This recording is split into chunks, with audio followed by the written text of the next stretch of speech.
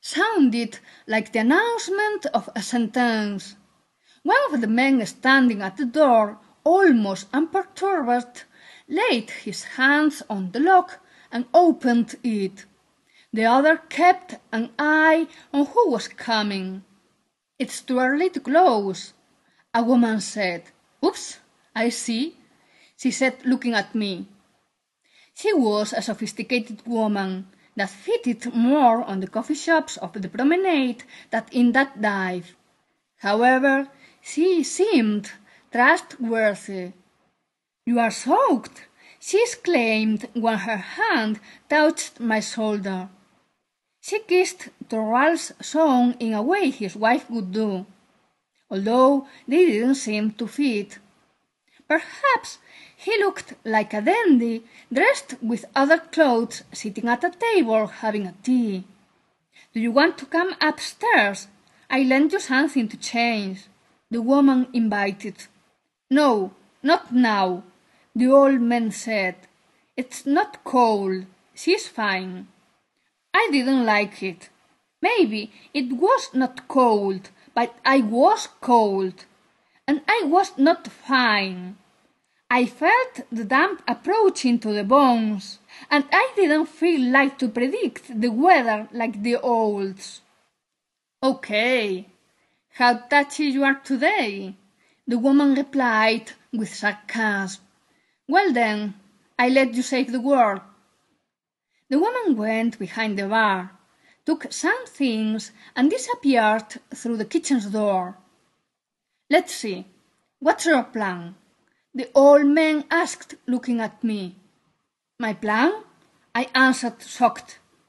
What the hell would my plan be? How could have I been thinking about anything if I couldn't find my way around? But how is she going to have a plan yet? She's still coming down to earth. One at the door, the one who spoke, said.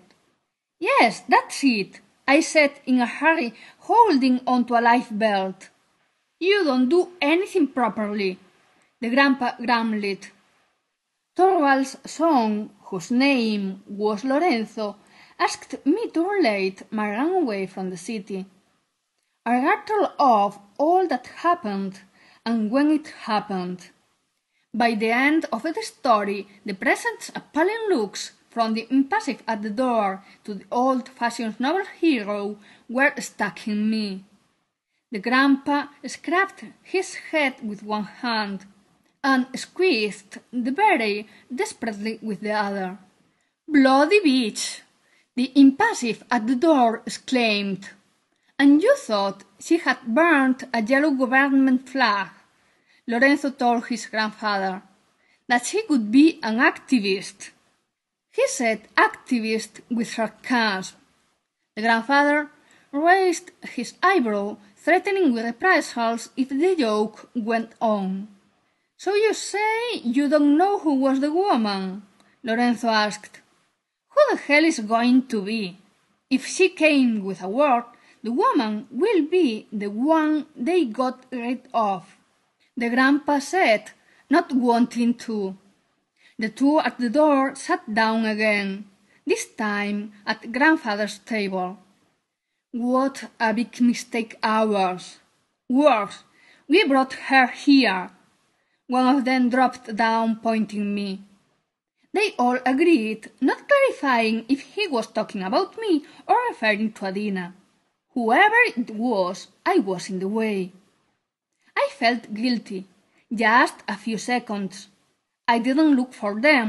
It was they who came to me, who sent me envelopes with notes inside to bring me up to them.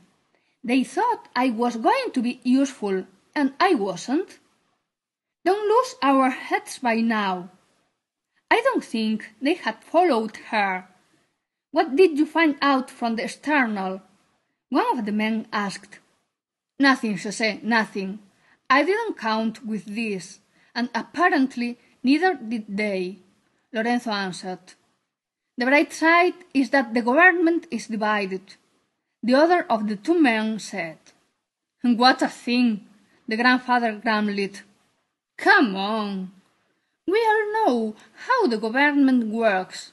It had been divided all its life.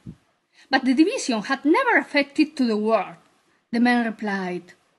It was odd the external were so lost, the woman said, coming in.